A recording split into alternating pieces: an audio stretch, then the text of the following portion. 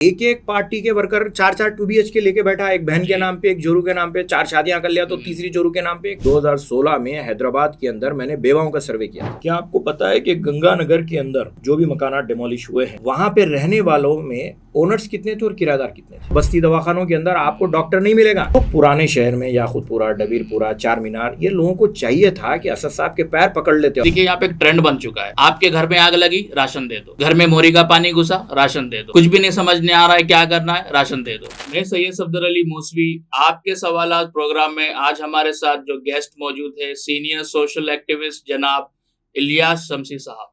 शमसी साहब बहुत बहुत खैर मकदम हमारे स्टूडियो में, कैसे हो आप? अल्हम्दुलिल्लाह। आज का जो मौजू है इलियास साहब जिस पे हम बात करेंगे स्लम रिहेबिलिटेशन, जो एक कॉन्सेप्ट है जो हिंदुस्तान में अलग अलग जगह ये प्रोजेक्ट हो रहे हैं। तो क्या हैदराबाद की अगर हम बात करें तो ओल्ड सिटी पुराने शहर में भी काफी स्लम एरियाज है, तो क्या इस तरीके के प्रोजेक्ट्स ओल्ड सिटी में भी होना चाहिए?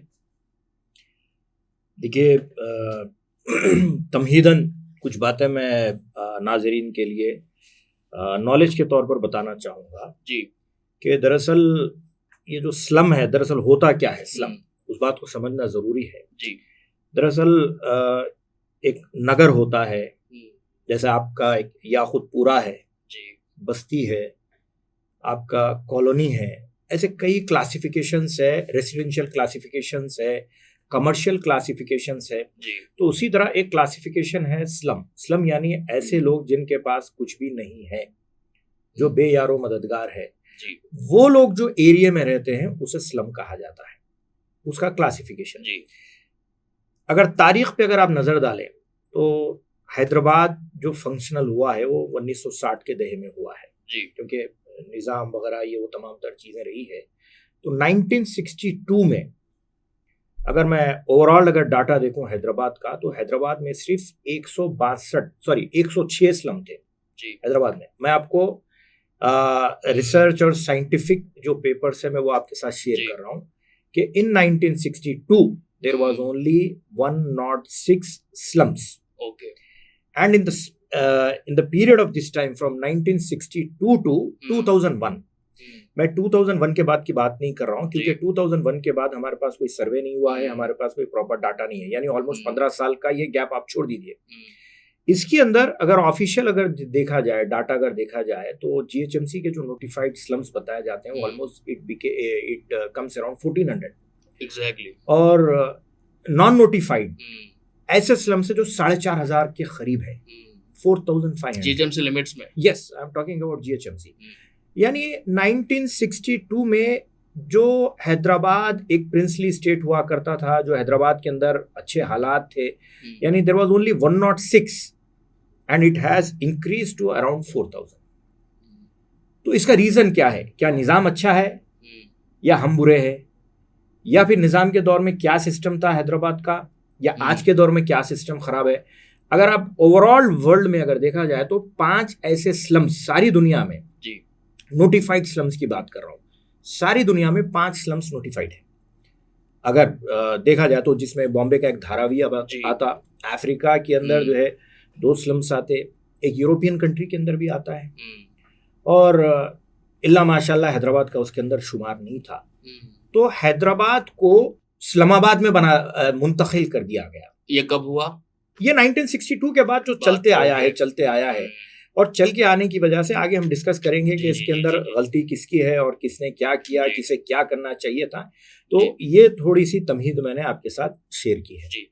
तो अब हैदराबाद ओल्ड सिटी की जहाँ तक की बात हो रही है इलियास साहब, तो डेटा तो ये बता रहा है कि भाई 60% of the people who are living in slum areas they do not have access to clean water. ठीक है, वहाँ पे क्रोनिक डिजीज पाई जा रही है, 50 से ज़्यादा फीसद लोग क्रोनिक डिजीज में इन्वॉल्व है, पुअर सैनिटेशन है। तो इसको किस तरीके से, ये भी एक बड़ा मुद्दा रहा है क्योंकि स्लम है तो ये सब चीज़ें भी जुड़ी हुई है और हेल्थ की चीज़ें भी जुड़ी हुई है, तो उसको किस तरीके से फिक्स किया जा सकता है? अभी मैंने आपके साथ ये बात कही है कि हैदराबाद में जब 106 स्लम थे जी तो फिर ये बढ़ के इतने हज़ारों में आ गए।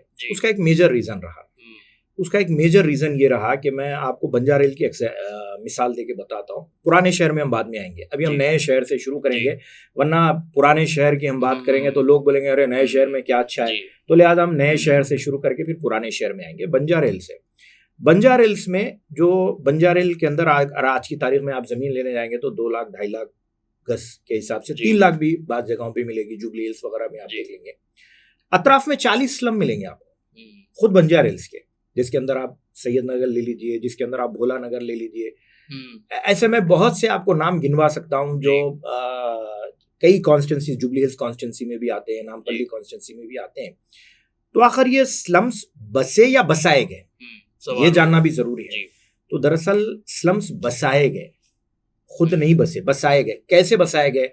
जो हैदराबाद के अंदर जो लोग मालदार लोग थे या अल्लाह ने जिन्हें नवाजा था, उनके पास कपड़े धोने के लिए धोबी चाहिए था तो उन्होंने लाकर उनको वहाँ बसाया। उनके घर में खाना पकाने के लिए एक औरत चाहिए था, उन्होंने लाकर वहाँ बसाया। उनकी गाड़ी चलाने के लिए ड्राइवर चाहिए था तो उन्होंने लाकर ड्राइवर को बसाया। उनके बच्चों को संभालने के लिए कोई आया चाहिए था तो उन्होंने लाके वहाँ पर बसाया।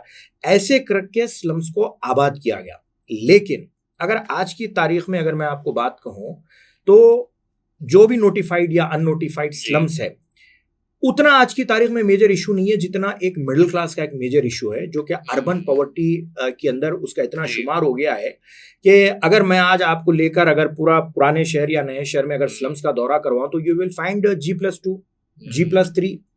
50 गज का पट्टा गवर्नमेंट ने दिया था स्लम्स, जो भी नोटिफाइड स्लम्स थे वहाँ पे गवर्नमेंट ने कई इंदिरा स्कीम के नाम से, फला स्कीम्स के नाम से एक जमाने में जमीनात भी उन्हें अलॉट किए गए, 35 गज भी दिए गए, 40 गज भी दिए गए। लेकिन आपको मालूम होना चाहिए कि उसके ऊपर G+2, G+3, G+4 मकानात बने हुए हैं, यानी पक्का हाउसिंग के अंदर वो लोग आ गए। लेकिन स्लम खत्म नहीं हो रहा, मसाइल बरकरार है। उसका रीजन ये है कि जो आइडियोलॉजी है, आइडियोलॉजी आज भी बरकरार है कि मुझे ड्राइवर चाहिए तो उसे मुसीबत में रहना चाहिए। अगर वो ऊपर आ जाएगा तो फिर वो मेरे पास गाड़ी कौन चलाएगा? अगर इसके हालात सुधर जाएंगे तो मेरे घर में बच्चों को कौन संभालेगा? अगर इसके हालात सुधर जाएंगे तो मेरे घर में आके पकवान कौन करेगा? तो ये जो मेंटालिटी अर्बन एरियाज के अंदर, ये जो मेंटालिटी है, इस मेंटालिटी के अंदर पॉलिटिशियंस का भी अपना रोल है, इंडस्ट्रिस्ट का भी अपना रोल है, शहर जो सोसाइटी के मालदार का भी अपना रोल है, और खुद इसके अंदर स्लम्स के अंदर रहने वालों का भी अपना रोल है कि वो अपने आप को उठाना नहीं चाहते हैं, वो सवाल करना नहीं चाहते हैं, वो अपनी सहूलतें लेना नहीं चाहते हैं, जिसकी वजह से वो मसाइल का शिकार बना दिए गए हैं।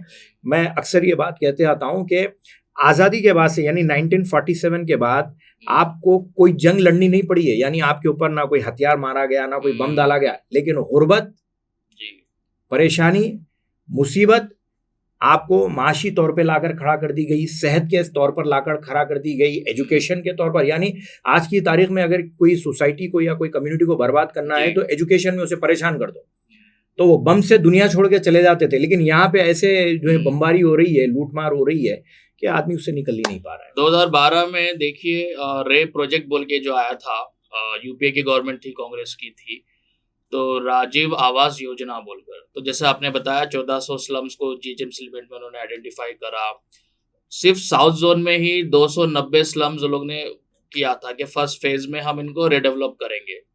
बहरहाल वो काम तो नहीं हुआ। फिर उसके बाद बीआरएस जो है तेलंगाना बना 2014 में, बीआरएस की गवर्नमेंट जो है 10 साल जो भी रूल करी, तो उन्होंने 2 BHK जो है कॉन्सेप्ट लाया कि भाई हम जो है जाती मकानात देंगे, एक जो है मॉडल बनाएंगे ताकि स्लम को वो कर सके। तो खैर उसमें कितनों को मिला नहीं मिला वो भी जो है सामने है। अब कांग्रेस की हुकूमत है 1.5 साल मैं समझता हूँ हो रही, तो उसमें वही 2 BHK को जो है दिया जा रहा है, या वही प्रोजेक्ट है या अलग प्रोजेक्ट है, या जो स्टार्टिंग में शुरू हुआ था 2012 में, या उसी का कुछ है? देखिए, जहां तक स्लम्स की बात है, स्लम्स के लिए आज की तारीख में भी UN फंड करता है। दरअसल इसके अंदर खाली एक स्टेक होल्डर नहीं होता है, इसके अंदर सेंटर भी स्टेक होल्डर होता है, इसके अंदर बाज़ाब्ता UN भी इसके अंदर इन्वॉल्व होता है, UN का भी अपना कुछ स्टेक होता है, वहां से भी उन्हें फंडिंग आती है। जो मेजर इशू है, वो मेजर इशू आपको समझना जरूरी यहाँ पर यह है कि गवर्नमेंट अर्बन डेवलपमेंट के सिलसिले में, खासतौर से GHMC के अंदर बाज़ाब्ता एक डिपार्टमेंट इस सिलसिले में काम करता है अर्बन डेवलपमेंट को लेकर। माइक्रो फाइनेंस भी उसी के तहत चलता है, हेल्थ के प्रोग्राम भी, यानी हर अर्बन हेल्थ केयर सेंटर्स भी जो है इसी के तहत चलते हैं, जो कि KCR के दौर में जो है कई ऐसे अर्बन क्लिनिक्स बनाए गए थे, कई ऐसे बस्ती दवाखाना के नाम से शुरू किए गए थे। दरअसल ये इसी को आइडेंटिफाई करने के लिए किए गए थे। जहां तक बात हाउसिंग की है, हाउसिंग को लेकर चाहे कोई भी पार्टी हो, मैं यहाँ पर कोई पार्टी का नाम नहीं ले रहा हूँ, कोई भी पार्टी हो, हर कोई अपने अपने वर्कर को प्रेफरेंस देता है ताकि वो उसका जो है लाइफ टाइम उसका अपना वर्कर एम्प्लॉय बनकर काम करे, लिहाजा उसे फायदा पहुंचाने के लिए। यानी अगर कोई फर्ज कीजिए कि आपकी अपोजिशन वाला है तो हमेशा से उसका हक मारा जाएगा। और ऐसे ही हाउसिंग के अंदर किया गया, जिसकी आप मिसाल ले लीजिए कि मलकपेट गालिबन सईदाबाद चौरस्ते के ऊपर जो है 2 BHK डेवलप हुए थे, गालिबन ये KCR के टाइम की मैं बात कर रहा हूँ। आज भी उसके अंदर जो लोगों को उतारा गया है उसे लेकर एक बड़ा इशू है। अब हालिया दिनों में अगर आप एक 3 महीने या 4 महीने पुराना अगर मलकपेट का अगर देख ले, मूसी रिवर के सिलसिले में देख ले, तो उन्हें भी 2 BHK में ले जाने की बात की गई। दरअसल मसला ये है कि आप 2 BHK देते जरूर हैं, अलॉटमेंट भी होता है, लेकिन वो किराए पे चढ़ जाता है। मैंने खुद देखा है कि 2 BHK 4 लाख 5 लाख में बिकता है, हाथ बदलते। जैसा वक्फ के सिलसिले में मशहूर है कि वक्फ के एक बार आप किराएदार बन गया तो 20 लाख पगड़ी ले लो, दूसरे को दे दो, उन्हें महीने को 200 रुपए किराया बनते रहता। तो जैसा वक्फ की तबाही हो रही है, उसी तरह अर्बन एरियाज के अंदर, खास तौर से स्लम्स में, नोटिफाइड स्लम्स के अंदर जो 2 BHK के जो भी मकानात वगैरह है, आप अगर ईमानदारी के साथ अगर सर्वे किया जाए, GHMC अगर सर्वे करे, तो तेलंगाना के लोग कम आपको यूपी, बिहार, झारखंड, बंगाल, उड़ीसा के लोग आपको 2 BHK में मिल जाएंगे। तो एक स्क्रूटनी प्रोसेस अच्छी नहीं है, ये बोलना चाह रहे हैं आप? नहीं, देखिए आप अगर इन्फ्लुएंस करके अगर मेरे पार्टी वर्कर को, एक पार्टी के वर्कर 4 2 BHK लेके बैठा, एक बहन के नाम पे, एक जोरू के नाम पे, 4 शादियां कर लिया, तो तीसरी जोरू के नाम पे एक, दूसरी जोरू के नाम पे एक ले लिया, उन्हें खुद 6 अकोमोडेट कर लेके बैठा हुआ है, 3 हजार 2 हजार रुपए में रेंट पे दे रहा। अब अगर आप स्क्रूटनी करें भी तो क्या करेंगे? किसको मालूम है वो उसकी दूसरी बीवी है, तीसरी बीवी है, 5वीं बीवी है, उसकी कीप है, किसको वो लाके रखा है, किसको मालूम? पॉलिटिकल इन्फ्लुएंस रहने की वजह से ट्रांसपेरेंसी नहीं है।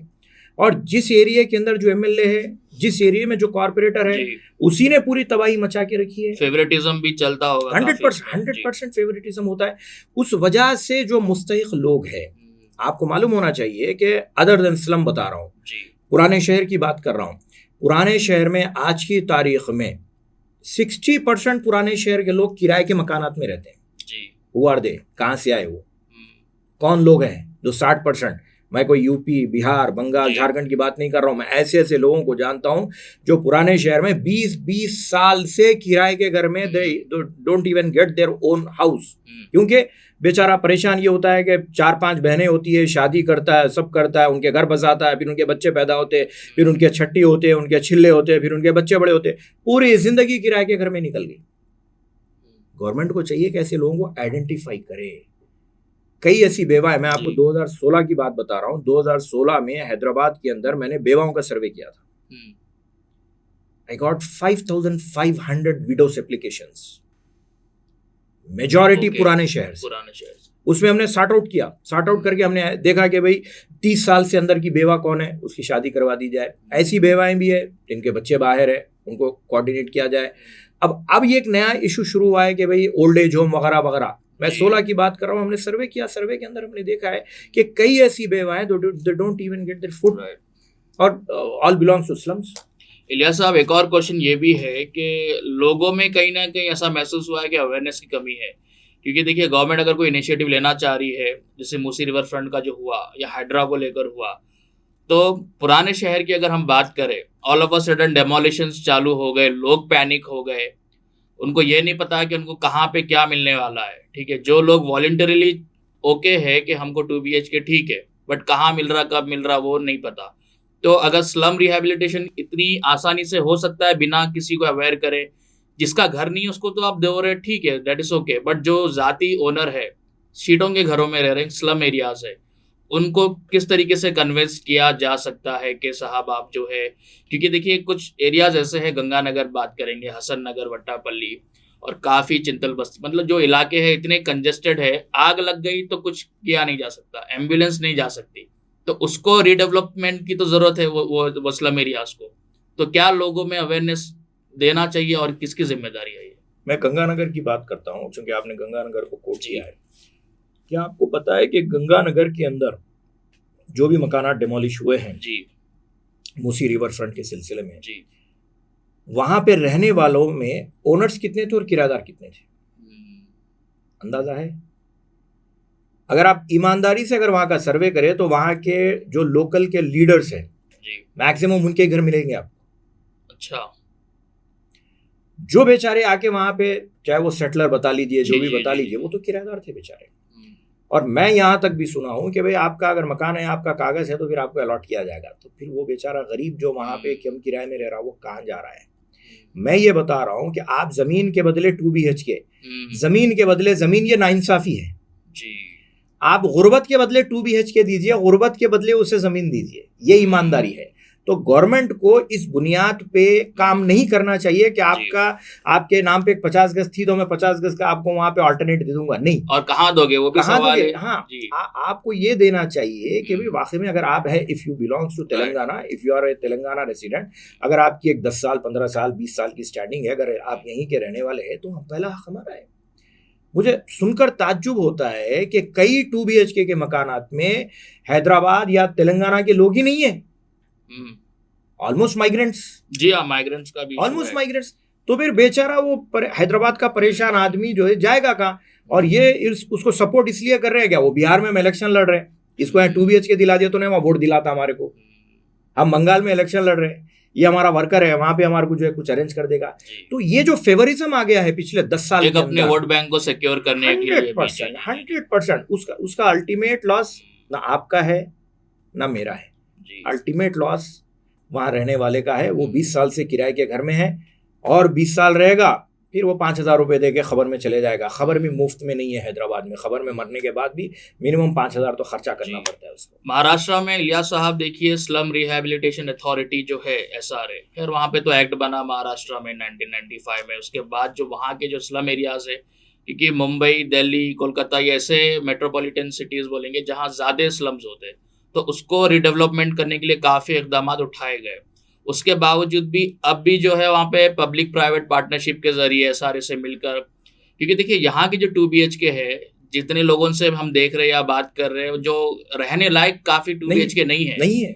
जाने के बाद भी मेरे ख्याल से 1.5-2 लाख रुपए तो उनको लगाना ही है, शायद उससे भी ज्यादा लगाना हो। मैं आपको थोड़ा सा जो है पिछली हुकूमत में जो काम हुआ है, अब कहाँ देने वाले, पिछली हुकूमत के मकानात देंगे या नए तामीर करके देखेंगे, that is a different subject. लेकिन KCR के टाइम पे जो काम हुआ है, मैं खुद जाकर विजिट किया हूँ। मैं कौन से एरिया में गया वो मैं नहीं बताऊंगा। मैं जाकर देखने के बाद पता चला कि ये बन के 1 साल हुआ और वहाँ का जो लोकल माफिया है, कोई आकर खिड़की उखाड़ के ले गया, कोई उखाकर दरवाजा उखाड़ कर ले गया, प्लम्बिंग इशू है, फिर वो जाकर ड्रेन स्ट्रक हो जाती है, वो हो जाती है। बाज़ाब्ता मेरे जानने वालों में एक साहब जो है उन्हें 2 BHK मिला, तो मेरे पास अक्सर आते जाते रहते हैं, तो उनको नज़र नहीं आया, तो मैं फ़ोन करके पूछा क्या बात है चले गए? बोले नहीं साहब मैं ऊपर नहीं गया, 2 BHK में गया। पूछा कहाँ रह रहे? बोले फला एरिया में रह रहा हूँ। क्या चल रहा है? बोले मेंटेनेंस के पैसे देना पड़ रहा है। मतलब फिर अपार्टमेंट में 2 BHK में फ़र्क क्या है? अपार्टमेंट में और 2 BHK, अगर आप कोई अपार्टमेंट के रेसिडेंट होते हैं, आप वहाँ रहते हैं, तो ये हैव टू पे द मेंटेनेंस। तो फिर यहाँ गवर्नमेंट की तरफ से क्या आपको सब्सिडी मिल रही है, क्या आपको फायदा हो रहा है? हाइड्रा के लिए बाज़ाब्ता जो है एक कमिश्नर अपॉइंट हुआ। Why not commissioner for separate slum development? क्यों इसके लिए कोई एक एजेंसी नहीं बन जाती? हाँ, डिपार्टमेंट जरूर है, लेकिन अगर डिपार्टमेंट में देखें तो बस्ती दवाखानों के अंदर आपको डॉक्टर नहीं मिलेगा, नर्सेस ही डॉक्टर ही बनकर काम कर रहे हैं। भाई दवाइयाँ नहीं है वहां पे, तो इतना आप लाइट लेके क्यों? भाई ये इंसान नहीं, जानवर है क्या स्लम में रहने वाले? जानवर भी है तो आज की तारीख में एनिमल एक्ट के तहत जो है आप उसको आप मारे तो जेल चले जा रहे। यहाँ पे तो इंसानों को बीमार डाल के इंसानों को फैसिलिटी नहीं देकर, हालांकि जो बेचारा स्लम में रहने वाला है वो भी टैक्स पेयर है। तो 2 BHK को या थोड़ा अपग्रेड करने की जरूरत है। गेटेड कम्युनिटी कॉन्सेप्ट अगर आप बना रहे हैं तो उसमें बेसिक एमिनिटीज तो होनी चाहिए। भाई देखिए, गवर्नमेंट जो है इंडस्ट्री पॉलिसी के तहत जो है फार्मा सिटी बनाती, इंडस्ट्रीज बनाती, करती, शहर के बाहर डेवलप करती, सब करती। क्या गवर्नमेंट के पास जमीनात की कमी है? क्या गवर्नमेंट के पास रिसोर्सेज की कमी है? गवर्नमेंट को हॉस्पिटल बनाना है तो ये खाली करे या हॉस्पिटल बना दिए, ये करे। गवर्नमेंट सब कुछ कर रही है, लेकिन जब बात स्लम की आती है तो ठीक है हम आपको तोड़ेंगे, यहीं बना के देंगे। ठीक है, बनाकर दे रहे हैं, लेकिन बनाकर देने के बाद फैसिलिटीज क्या दे रहे हैं? कुछ नहीं दे रहे हैं। फिर वही कॉम्पैक्ट लाइफ, फिर वही घुट के, और बिल्डिंग की जो लाइफ है उसकी भी कोई लाइफ नहीं। उसके बजाय ऐसा ना हो कि एक वर्टिकल स्लम आप बना दे रहे हो, कॉम्पैक्ट हो के आप वर्टिकल स्लम बना दे रहे हो। और ये इशू महाराष्ट्र में भी हुआ तो उन्होंने तब्दीली लाई। आप ऐसा नहीं हो सकता कि पब्लिक प्राइवेट पार्टनरशिप से मिलाकर थोड़ी प्रीमियम उनको बना के दो 100%। उसके बाद ठीक है, they will pay for the maintenance, जो भी है 1000-2000 महीने का 1000 होगा, उस वैसा लायक बना के भी दीजिए उनको, ताकि वो समझ नहीं आए। पार्क्स है या नहीं है, फायर प्रूफ है क्या, फायर प्रिवेंशन को लेके कोई बिल्डिंग्स में वो एकदम उठाएगा ही नहीं उठाए, 5 माले की बिल्डिंग है, लिफ्ट बंद हो गई इमरजेंसी अरे लिफ्ट है कहाँ? करोगे आप? लिफ्ट है कहाँ जी, आप मुझे बताइए कि लिफ्ट है कहाँ? अगर आप लिफ्ट का प्रोविजन रखे हैं, अगर लिफ्ट रखे हैं तो बताइए। मैं कई ऐसे जाकर देखा हूँ 2 BH के जो मकानात बने हैं, उनके पास लिफ्ट तक नहीं है बेचारे, क्योंकि मकानदार वहां नहीं रह रहा है। मैं बार बार ये बात बता रहा हूँ आपको, टेनेंट को वहां पे माइग्रेंट्स ऑलमोस्ट माइग्रेंट्स ही है वहां पे। वो माइग्रेंट्स क्या कर रहे हैं बेचारा, 2000 किराया, 3000 किराया, आप कहाँ से देगा, क्या करेगा वो बेचारा जो है यार। दिन भर काम पे जाता है, रात में थोड़ा बहुत 90-20 मार लेता, आ जाता, उसको महसूस भी नहीं होता, चढ़ गया उतर गया कर गया, ऐसी लाइफ। यानी आप एक वल्नरेबल लाइफ बना के रखे हुए और आप ये बता रहे हैं कि भाई हम कंसर्न है। कंसर्न नहीं है।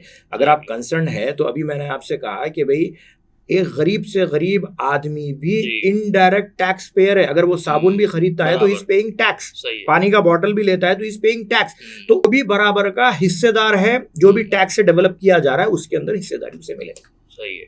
और इसी के साथ इलियास साहब एक और सवाल जो है ये भी है कि मरकजी हुकूमत की बात करेंगे तो उनके भी काफ़ी स्लम डेवलपमेंट रीडेवलपमेंट की पॉलिसीज़ है। तो जैसा प्रधानमंत्री आवास योजना है कि उनका मकसद ये था कि भाई 20 लाख यूनिट्स घर दिया जाएंगे जिसके घर नहीं है, गांव देहात में भी, रूरल एरिया, अर्बन और रूरल दोनों में भी। तो अब देखिए हैदराबाद लोकसभा की अगर हम बात करेंगे, अब जो लेटेस्ट जो 2 BH के अलॉटमेंट हुआ है पर कॉन्स्टिट्यूंसी 500 घर दिए जा रहे हैं मेरे ख्याल से वो लिस्ट के हिसाब से। अब इसमें ऐसा हो रहा है कि स्टेट गवर्नमेंट तो ठीक है दे रही है, बट प्रधानमंत्री आवास योजना के जो केंद्र से जो मिलना है तो उसकी कितनी इम्प्लीमेंटेशन हुई है? स्टेट तो अपना काम कर रही है, सेंटर की तरफ से क्या हुआ है? फिर इंदिरा इल्लू के पट्टा का जो स्कीम है, maybe I am wrong, हो सकता है कि मैं आपको स्कीम गलत बता रहा हूँ क्योंकि मुझे एग्जैक्ट स्कीम का नाम याद नहीं है, लेकिन हो भी सकता है कि ये आवास योजना का ही हो। जी आवास 3 स्लैब्स के अंदर जो है सेंट्रल गवर्नमेंट आपको सब्सिडी देती है मकान बनाने पे। अभी आपने देखा होगा कि हालिया दिनों में अभी जो रेवंत रेड्डी की हुकूमत की तरफ से एक सर्वे चल रहा है कि अगर आपके पास जमीन है तो हम मकान बनाने के लिए आपको 5 लाख रुपए। दरअसल ये एक्चुअली सेंटर का ही फंड है ये। तो इसके अंदर 3 स्लैब्स अलग अलग है। इसमें बैंकेबल लोन होता है और इसका फायदा कौन उठा रहे हैं मैं नाम नहीं लूंगा। कई ऐसे एरिया है, कई ऐसे बैंक मैनेजर्स है, आपके पास अगर जमीन है तो फिर वो जमीन के बदले आपको लोन भी दे रहे हैं। लोन में जो इनको इंटरेस्ट है वो सब्सिडी में इंटरेस्ट माफ हो रहा है। ओके, तो they are getting interest free और ऑल्टरनेट सब्सिडी के तौर पर जो है इन्हें फंड मिल रहा है और वो लोग मकानात बना रहे हैं। और ये स्कीम आपके हमारे पुराने शहर में इसलिए नहीं आ सकती क्योंकि वो ब्लैक लिस्ट में शामिल कर दिया गया। यहाँ कोई बैंक आने वाला नहीं है, यहाँ कोई बैंक देने वाला नहीं है, क्योंकि इसका माहौल और इसे ऐसा प्रेजेंट किया गया कि भाई यहाँ पैसे गए तो वापिस नहीं आते, ये प्रेजेंट कर दिया गया। तो जो मरकज के जो 3 स्लैब्स के अंदर जो स्कीम्स है वो यहाँ पे कितना हर स्कीम इलियास साहब तेलंगाना में इम्प्लीमेंट होती है, गांव देहात में इम्प्लीमेंट, हालांकि पायलट प्रोजेक्ट्स तक भी गांव देहात में इम्प्लीमेंट की जाती है। क्या जो है पूछूं मैं इस पे, क्या वजूहत है कि ओल्ड सिटी पुराने शहर में हैदराबाद डिस्ट्रिक्ट में ना तेलंगाना गवर्नमेंट की स्कीम्स इतनी इम्प्लीमेंट होती है, ना सेंट्रल गवर्नमेंट की स्कीम होती है, ना CSR का भी इंटरेस्ट लिया, सोशल कॉर्पोरेट रिस्पॉन्सिबिलिटी वाले आके कोई प्रोजेक्ट करते हैं? क्या वजह? देखिए वजह कुछ भी नहीं है। पुराने शहर के लोगों को शेर की ज़रूरत है, जमात की ज़रूरत है, उन्हें स्कीम्स नहीं चाहिए। उस सिलसिले में फिक्र नहीं करना चाहिए, दे आर हैप्पी। देखिए पुराने शहर के लोग गंदगी में रह के, स्लम्स में रह के और यहाँ पे रह के जो है बहुत खुश है, दे आर हैप्पी। वो लोग जो है अपना लीडर बदलना नहीं चाहते हैं। और बाज़ाब्ता ये है कि मैं आपको बता रहा हूँ कि यहाँ से टैक्स भी उतना नहीं जाता है। लाइट का बिल मारने आ जाएंगे, लीडर आ जाएगा, रोड पे बंडी ब्लॉक करके ठहरा, कारपोरेटर आ जाएगा। यानी पूरे जितने भी अनएथिकल काम है जिससे आपको खुद को, मतलब अगर एम्बुलेंस जा रही है, आपका कोई रिश्तेदार जा रहा है, अगर फर्ज कीजिए कि 4 मीनार के ऊपर अगर कोई करोड़पति हो या गरीब हो, कोई भी हो, अगर बीमार हो जाए या अगर आग लग जाए या फिर खुदा ना खास्ता अगर कोई हादसा पेश आ जाए, अगर एम्बुलेंस आना है बोले तो बेचारा उन्हें मदीना तक पहुंचे तक अल्लाह को प्यारा हो जाता। तो मदद कर रहे, अल्लाह तक पहुंचा रहे ना जल्दी आदमी को, मिल्लत का हॉस्पिटल नजदीक है ना, अल्लाह तक पहुंचा रहे। उसको क्या जरूरत है दवाखाने में जाके बेचारा उन्हें फिर जो है सेहतयाब होना करना। तो हमारा ओल्ड सिटी की चॉइस है हमारी जमात, और जब हमारी जमात मिल गई तो हमारे को स्कीम भी नहीं चाहिए, हम ब्लैक लिस्ट भी है तो कोई मसला नहीं है, नाली बहरी भी तो कोई मसला नहीं है, मोरी बहरी भी तो कोई मसला नहीं है, वी आर हैप्पी भाई। लेकिन एक बात पे मैं ये बोलना चाहूंगा कि असद ओवैसी साहब को एहसास है क्योंकि 2-3 दिन पहले जो हैदराबाद सिटी इंचार्ज पूनम प्रभाकर साहब के साथ और कलेक्टर के साथ जो मीटिंग हुई तो उन्होंने बोला कि अर्बन एरियाज में पुअर्टी है, राशन कार्ड नहीं दे रहे। So that means he is accepting कि भाई ओल्ड सिटी पुराने शहर में गरीबी है, बिलो द पॉवर्टी लाइन लोग रह रहे। फर्क इतना है कि उसको मिटाना मतलब पॉलिसी कुछ चेंज नहीं हो रही है, गरीबी मिटाई कैसी जाएगी। और स्लम का जो हम आज बात कर रहे हैं लिया साहब, सिर्फ ठीक है घर, ठीक है जिसको घर नहीं है घर दे रहे हैं, किराए का घर, जाती घर, 2 BHK, ठीक है, दैट इज कम्प्लीटली ओके। उसके साथ साथ एजुकेशन क्या है, हॉस्पिटल्स कितने अच्छे हैं, गवर्नमेंट सेक्टर्स की बात हो रही है, क्या बच्चों के लिए पार्क्स है खेलने, क्या एक ब्रीदिंग स्पेस भी आप दे रहे हो, क्योंकि तभी जाके वो स्लम का कॉन्सेप्ट हटेगा। तो ये सब चीजें में भी बहुत ही देखिए, आपने असदुद्दीन अवैसी साहब का जिक्र किया जी।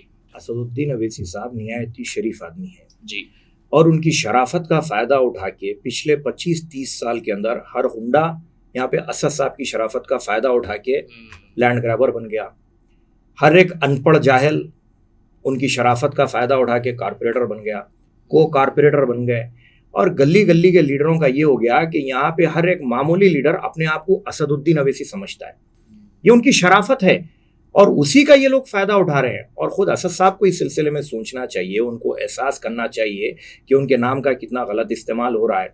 और खुद उनके 25 साल के, खुद असद साहब के 25 साल के इस एम्पायर के अंदर अगर पुराने शहर की तंग गली, आप शास्त्रीपुरम चले जाइए, अभी परसों मनमोहन सिंह ब्रिज आया है, असद साहब वहाँ रह रहे हैं, तो देखिए कितना तेज डेवलपमेंट आया है। तो पुराने शहर में याकूतपुरा, डबीरपुरा, चार मीनार, ये लोगों को चाहिए था कि असद साहब के पैर पकड़ लेते और बोलते साहब एक महल आप या फिर एक मकान आप याकूतपुरे में बनाइए, मुगलपुरे में बनाइए, आप यहाँ पे आइए, लोगों के बीच रहिए, आपके वोटर्स यहीं पे है ना। नहीं, ये क्या हो जाता था कि डिपार्टमेंट भी डरता, अरे नहीं साहब MP साहब का मकान है, यहाँ पे भी रोड वाइंडिंग आ जाती, यहाँ पे भी एक ब्रीथिंग स्पेस आ जाती, यहाँ पे भी एक 2-4 पार्क आ जाते, यहाँ पे भी एक पहाड़ का माहौल आ जाता। तो गलती क्या है, असद साहब इतनी इंतहाई शरीफ है और उनकी शराफत का नाजायज फायदा उठाया जा रहा है। एक और अननेसेसरी प्रोजेक्ट में बताऊंगा, मीर आलम टैंक का केबल ब्रिज की जो बात हो रही है, BRS हुकूमत में भी जो है हैदराबाद सांसद हमारे लोकसभा हैदराबाद असद ओवैसी साहब ने बहुत स्ट्रेस करा था KT रामाराव को कि ब्रिज बनाइए, ब्रिज बनाइए। उस वक्त 200 करोड़ के लगभग का कुछ प्रोजेक्ट था। वो उन्होंने ये बताया था रीजन के ट्रैफिक कंजेशन बहुत है चिंतलमेट वो एरिया में। हालांकि at the same time Bahadurpura flyover बन रहा था, PVNR एक्सप्रेसवे भी मौजूद है। पता ये चला कि एंट्रेंस चिंतलमेट से है, एग्जिट उसकी शास्त्रीपुरम पे हो रही है। और वही जो बस्ती है अर्श महल, किशन बाग या राजेंद्र नगर भी लगता है हिस्सा, तो आजू बाजू पूरे स्लम एरिया से। अब जो प्रोजेक्ट जो बना है 363 करोड़ का कुछ प्रोजेक्ट है केबल ब्रिज का, मीर आलम टैंक का, तो वो ब्रिज पे उतने पैसे खर्च किए जा रहे हैं, उसमें तो आजू बाजू की बस्तियां डेवलप हो जाती। नहीं, देखिए दरअसल केबल ब्रिज की जो बात हो रही है मीर आलम टैंक के ऊपर, जिस वक्त इसकी बात शुरू हुई थी जी, उस वक्त से अभी तक तो आधा जो है तालाब कब्जा हो गया ना। आप वो कैलकुलेट कीजिए, उसके पैसे किसके पास गए, किसने कब्जा किया, कौन वहां पे प्लॉटिंग कर रहा है। भाई ब्रिज पे, केबल ब्रिज जिस तरह आप बनाने की बात कर रहे हैं, तो बनाने की बात करते करते आपने एक मार्केट क्रिएट किया कि कब्जा करो, बेचो, माल कमाओ। जी, वही हो रहा है भाई। फिर वहां के इकोसिस्टम को खतरा, फ्लोरा फोना, एनवायरमेंटल एक्टिविस्ट शायद कुछ बोल रहे हैं, कुछ खामोश है। जू की रिपोर्ट है 2019 की के 2019 में 80 से 90 जू के जानवर मर गए, इतना टॉक्सिक पानी है। आप ज्यादा आवाज उठाइए, आप ज्यादा आवाज उठाइए, हम इतने पावरफुल है, हम जू को भी शिफ्ट कर देंगे हैदराबाद के बाहर, वहां भी प्लॉटिंग करेंगे। फिर 2 शेरों का क्या होगा यहाँ के? वो शेरों का कुछ नहीं है यार, शेर अपनी जगह मस्त है। आपको स्लम में रहना है, आपको यही गंदगी में रहना है। आप देखिए, आप जहाँ इश्यू क्रिएट करेंगे, हम इश्यू शिफ्ट करेंगे।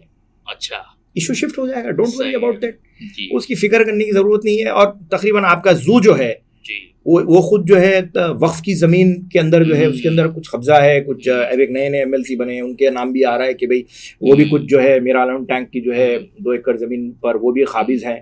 तो अब तो गवर्नमेंट है, काम अगर चाहे तो अल्लाह चाहे तो आसानी से हो जाएगा। तालाब आधा कब्जा हो जाएगा। कितने नहीं तालाब थे, मुरादनगर का तालाब मालूम आपको, किसने वहाँ पे प्लॉटिंग की, कौन MLA था। आज अगर आप जाकर वहाँ पर मुरादनगर के तालाब में अगर देखेंगे तो आप बोलेंगे अरे कब था, कहाँ था। आलीशान इमारतें बनी हुई है। तो Hyderabad was called as a city of lakes. एक छोटी मैं बात आपको ऐड कर दूं कि अक्सर BJP वाले बोलते हैं भाग्यनगर। वो भाग्यनगर में वो भाग्यमती से लेके जाके जोड़ते। जी दरअसल वो स्टोरी नहीं है, जी, एक्चुअल ये था बागनगर है असल तो, राइट। City of. उतने बाग थे ना, हाँ अभी बाग भी भी बाग थे है, यहाँ पे, किशन बाग तालाब बोला थे, जाता पूरे है बाग। या फिर वो तो ये बागनगर बशीर था। बाग है ना, तो बीजेपी ने बागनगर को भाग्यनगर कर दिया और हमारे लोग ने भागनगर को भागानगर कर दिया, जी, पूरा जी, भाग जी। भाग कर डाले इसके साथ। तो इलियास साहब, स्लम्स को जिंदा रखना जरूरी है ऐसा महसूस होता है। पॉलिटिकल एजेंडाज अलग अलग पार्टीज की शायद होंगी अगर हैदराबाद की बात करें, क्योंकि देखिए यहाँ पे एक ट्रेंड बन चुका है। आपके घर में आग लगी, राशन दे दो। घर में मोरी का पानी घुसा, राशन दे दो। कुछ भी नहीं समझ में आ रहा है क्या करना है, राशन दे दो। और राशन आप अपार्टमेंट्स वालों को नहीं देते, राशन स्लम बस्तियों में ही दिया जाता है जहां पे मोहताजगी है, बैकवर्डनेस है। तो कहीं ना कहीं लगता है एक पॉलिटिकल मोटिव भी है कि इसको जिंदा रखा जाए। नहीं, पॉलिटिकल मोटिव देखिए यार, दरअसल होता ये है कि स्लम्स को जिंदा रखने की, मैं आपकी हमारी गुफ्तगू की इब्तिदा में एक बात यही है कि उन्हें अपने काम वाले चाहिए, उनको जो ड्राइवर चाहिए तो स्लम्स में मिलेगा।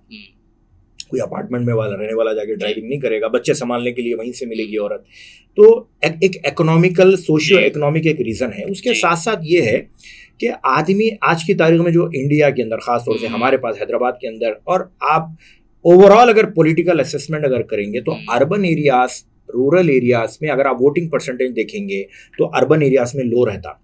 वो लो में भी लोअर देन लो का रीजन ये रहता है कि पढ़ा लिखा आदमी वोट नहीं डालता है, because he knows that my politician is cheating with me, that's why I don't want to vote. अब उसके अंदर गवर्नमेंट इलेक्शन कमीशन बहुत सी चीजें करता है कि भाई छुट्टी देता, कहीं भी नहीं जाना बोलता, वो एक अलग चीज है।